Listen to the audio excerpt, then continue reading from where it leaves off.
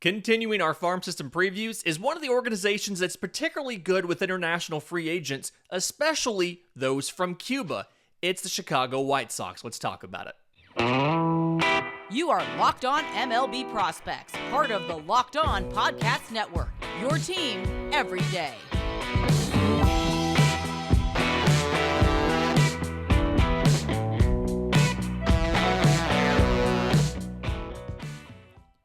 Yes, welcome on in to Locked On MLB Prospects, your home for all things minor league baseball. I'm your host, Lindsey Crosby, baseball writer and podcaster. Thank you for making this your first listen every single day. And today's episode is brought to you by FanDuel Sportsbook, the official sportsbook of Locked On. Make every moment more. Visit FanDuel.com/LockedOn today to get started.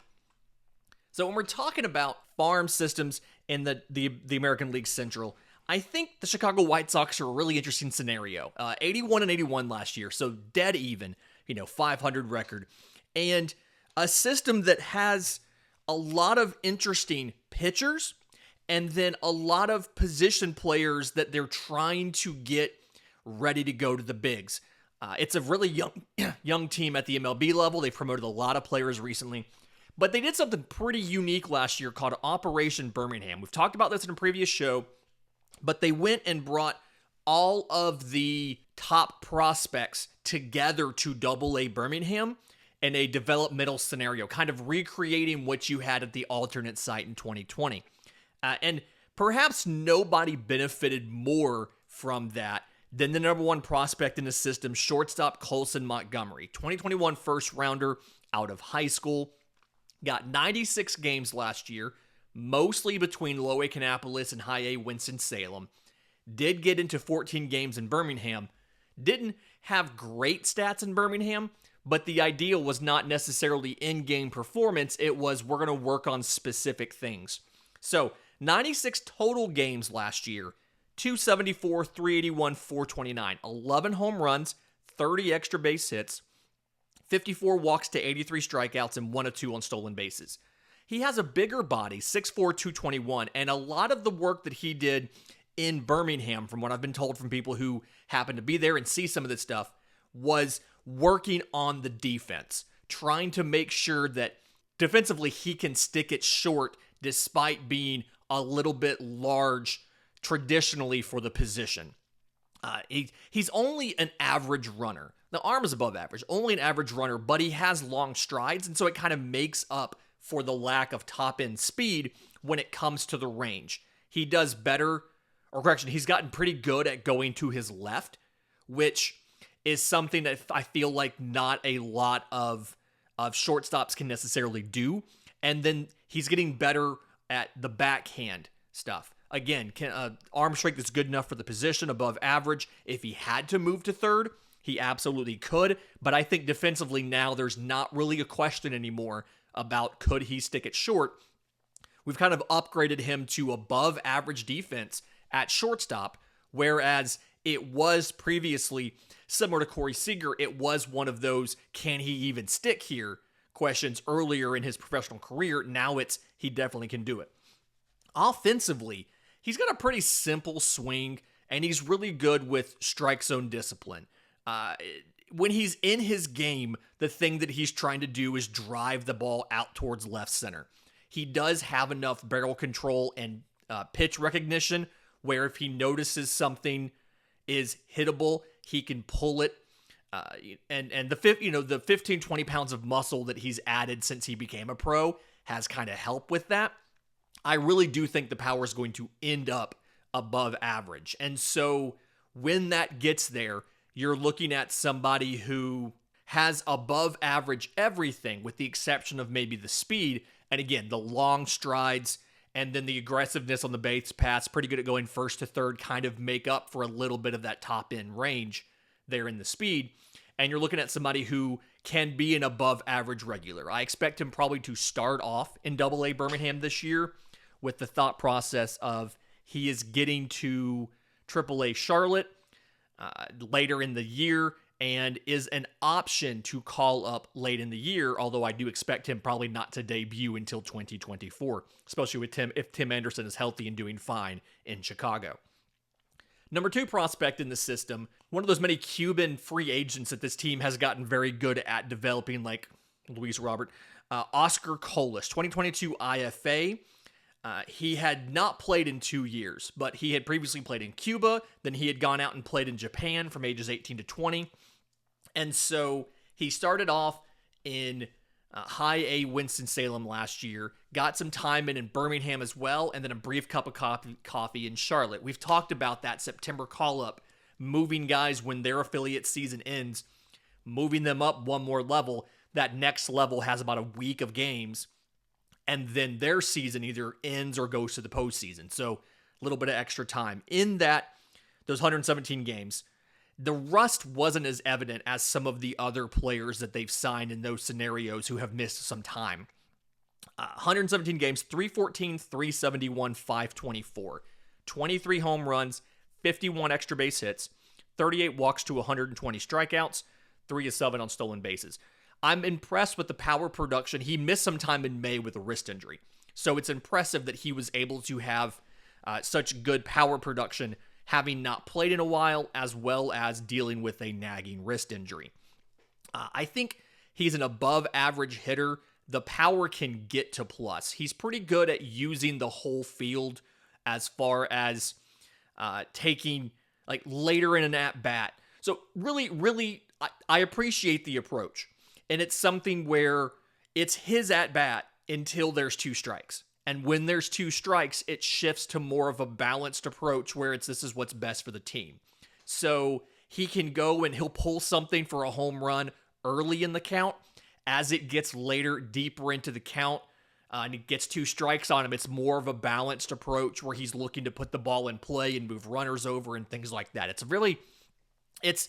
It's yes, he's 23, but it's very evolved sense of this is what I can do as a hitter, and this is what's the best balance of what's good for me, what's good for the team, what's good for the organization. So I can kind of appreciate that there.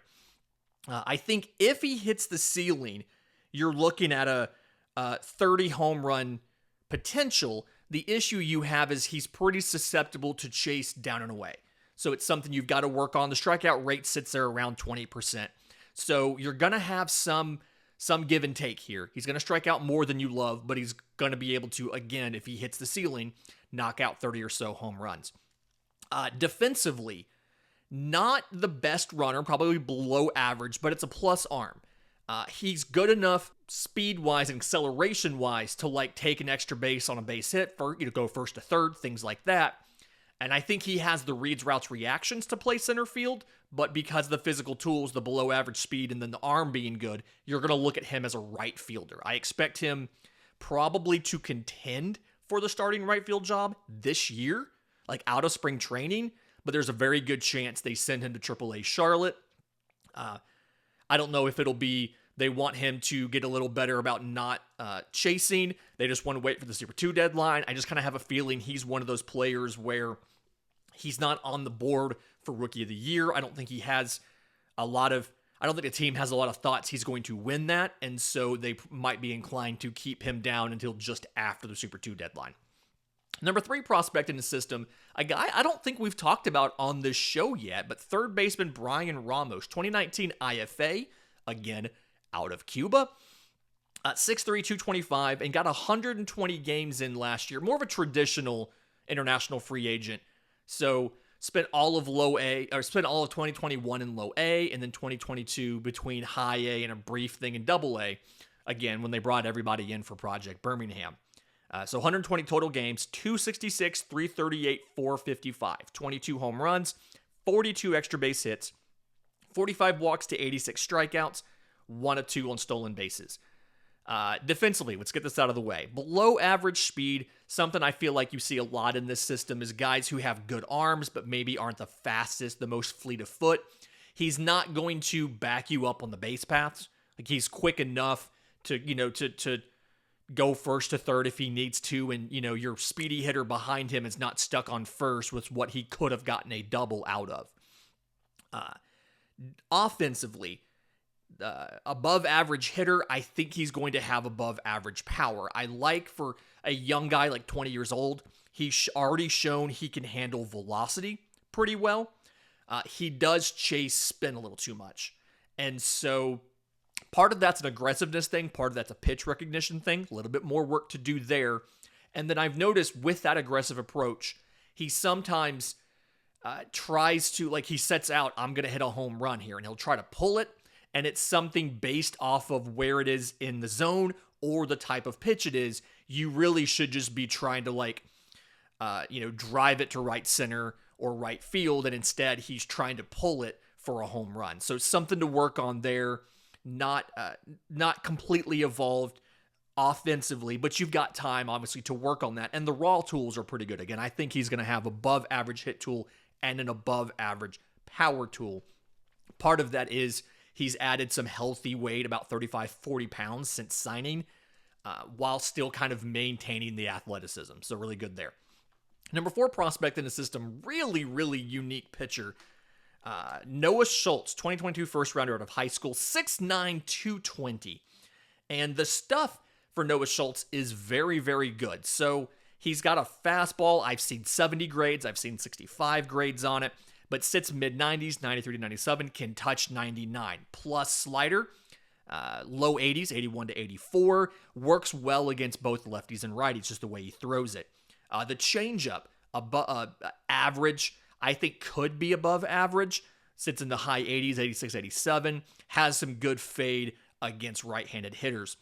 The big things here, if he makes it to the bigs, he's going to be one of the taller starters in all of baseball. He's not quite Randy Johnson size, but he's closer to that if he makes it out. And he has a really unique stance. I'm excited to watch him next year. I think they're going to start him off in extended spring to kind of manage his innings before he finally makes it to low A later. But he has this, it's not quite the windup, but it's not quite the stretch. This really kind of unique thing, and has a side step and stuff to it, and then comes out of a lower slot. And I think a lot of this is, one, he's trying to keep those incredibly long arms and legs and everything synced up. We've talked about the long levers and what that can do to your control. And then also, going with a lower slot, he gets fantastic extension. So it helps the fastball and things like that play up. So really excited to see what Noah Schultz does next year. In just a minute, I want to get to the state of the pitching. Again, a lot of interesting pitchers in this system. But first, today's episode is brought to you by our friends at FanDuel. The only app you need at your Super Bowl party is FanDuel. It's for America's #1 sportsbook. We're excited about this new sports betting partner. Obviously, #1 sportsbook in America. If you're new to FanDuel, that's perfectly fine. They have a ton of great features that make betting on sports fun and easy. You can download the FanDuel app now and bet on Super Bowl 57 with a no-sweat first bet. You get up to $3,000 back in bonus bets if your first bet doesn't win. You can bet on everything from the money line, point spreads, who will score a touchdown, all of the props for the NFL. That's always the best part of the Super Bowl if your team is not in it. Just seeing what all of the fun props, the fun extra bets and things like that are. You can bet on who's going to score the first touchdown. I believe the favorites right now, Travis Kelce, plus 650. Miles Sanders and Jalen Hurts are both plus 800. A.J. Brown's plus 850. You can bet on the exact score if both teams complete their first pass attempt. Just all kinds of really unique and interesting lines, bets, things like that you can. Is there going to be an overtime in the Super Bowl? So just tons of fun stuff. And then if football is not your flavor, you are here for baseball, which I get because you're on a baseball podcast. You can look at MLB odds. They have futures and things out right now. Win totals, division winners. The Guardians and White Sox have the exact same odds to win this division, plus 160. The Twins are plus 250. And then after that, Tigers plus 2,000, Royals plus 4,000. When you look at the win totals, the Chicago White Sox, the over-under is 83.5 wins, which it feels a little bit low. The Guardians are 86.5 wins is the number. And I'm like, they have the same odds to win the division, but the Guardians are expected to win more games than the White Sox. So it's just kind of interesting how some of the odds work.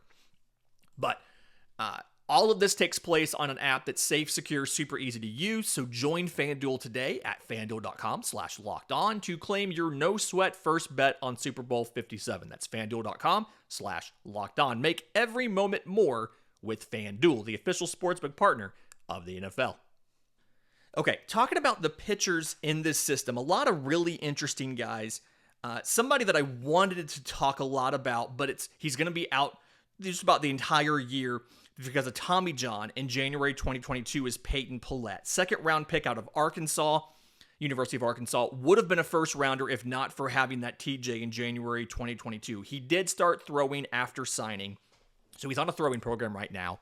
But a guy plus fastball, plus curveball, and above average changeup. Gets a lot of good ground balls on the changeup. Gets just swings and misses on the curveball, and then the fastball has a lot of great vertical breaks. Sits mid-90s, can touch 99.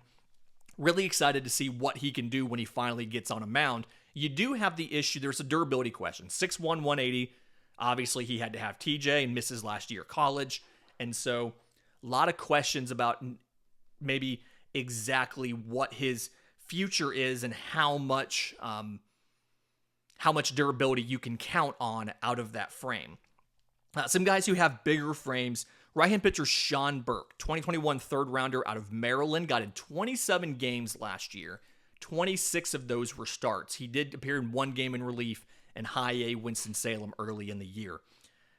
4.75 ERA and 108 innings pitched at 137 strikeouts, so 11.4 per nine, to 48 walks, 4 walks per nine, 15 home runs.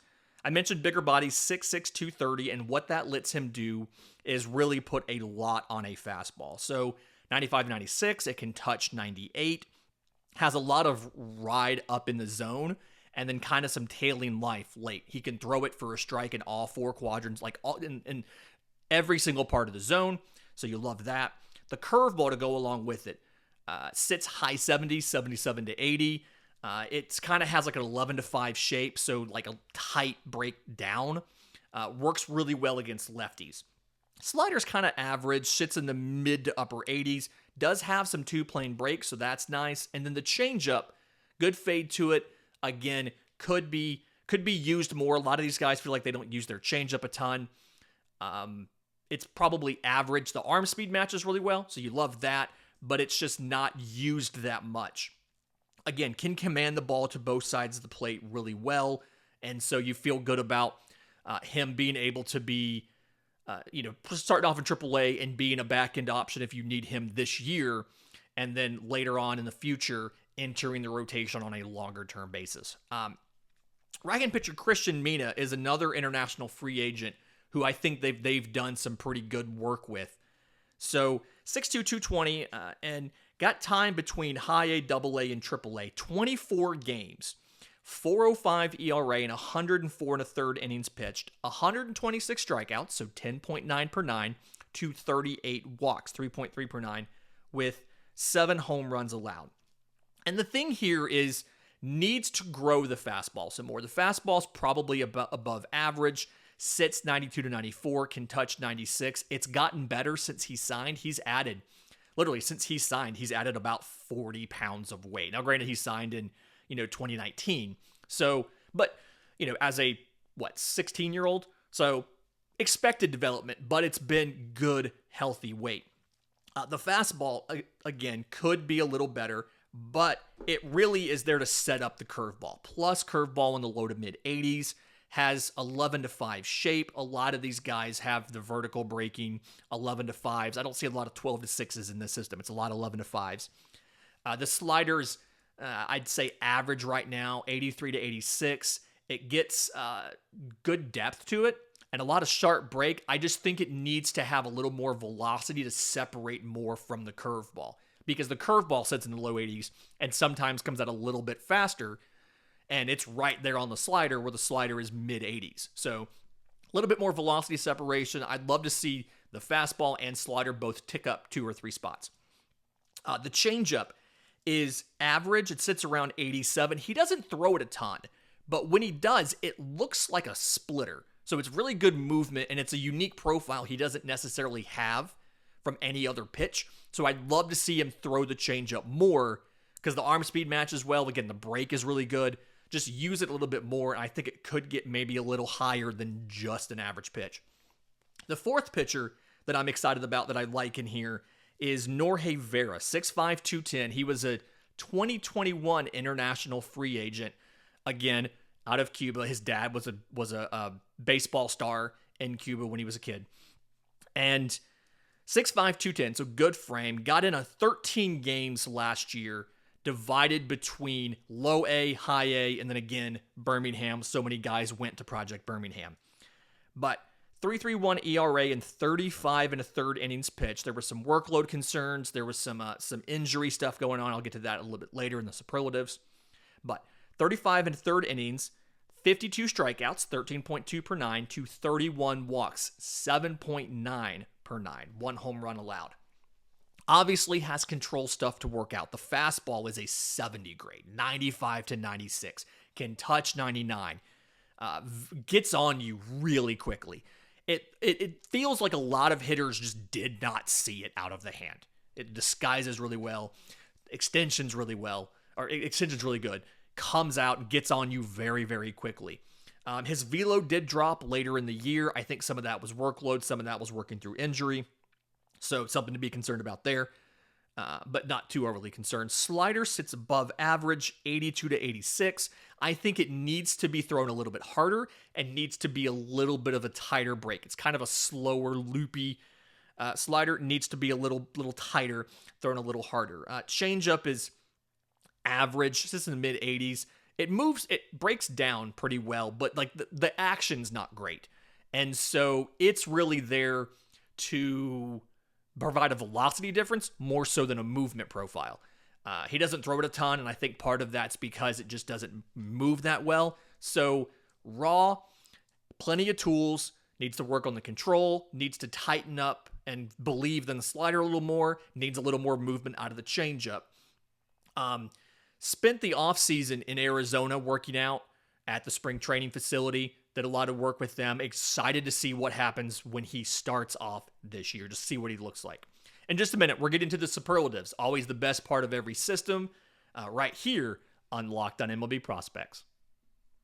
And we are back. So, doing superlatives for this system. Your power tool's only as good as your hit tool. One of the most common sayings we have on this show. The guy who describes this in this system, third baseman DJ Gladney, 2019 16th rounder out of high school, 6'3", 195. I've seen 200, 205, so not quite sure there.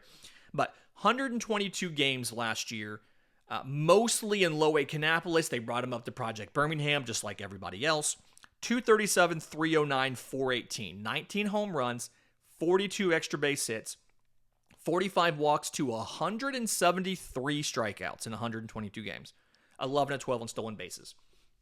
Defensively, he has an above average arm, but below average speed. He's played third base. He's played some first base. He got a little bit of time in the outfield, like a corner kind of situation, mostly left, but I think a little bit of right as well, because the arm would play in right. But the whole thing with DJ Gladney, the bat speed is good. The swing covers the zone. It's just pitch recognition. He doesn't necessarily always pick up on spin until it's too late. And so he gets fooled on it and he misses. So definitely something you have to work on with DJ Gladney. I think he's probably the best power hitter in this system, but I have questions about can he hit well enough to get it in 2 games. Age 20 in low A Kannapolis, he batted 243. 150 strikeouts in 106 games. And so I just don't have the confidence yet. I need to see more of him to see, and I'm hoping maybe over some of the stuff he did over the winter, he's worked on that quite a bit and can do a much better job of picking up spin early in the pitch and enough time to make the adjustment and get a barrel on it. Breakout pitcher or breakout prospect in this system, I am going with the pitcher. I'm not going to say I always do that, but it feels like there's a lot of pitchers that I like in here.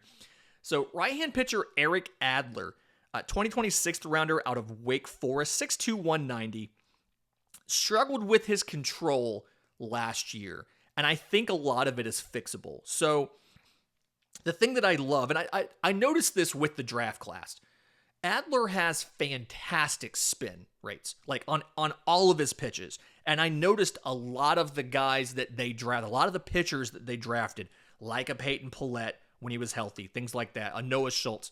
A lot of these guys are very, very good at spinning the ball. And so it feels like that was an intentional decision.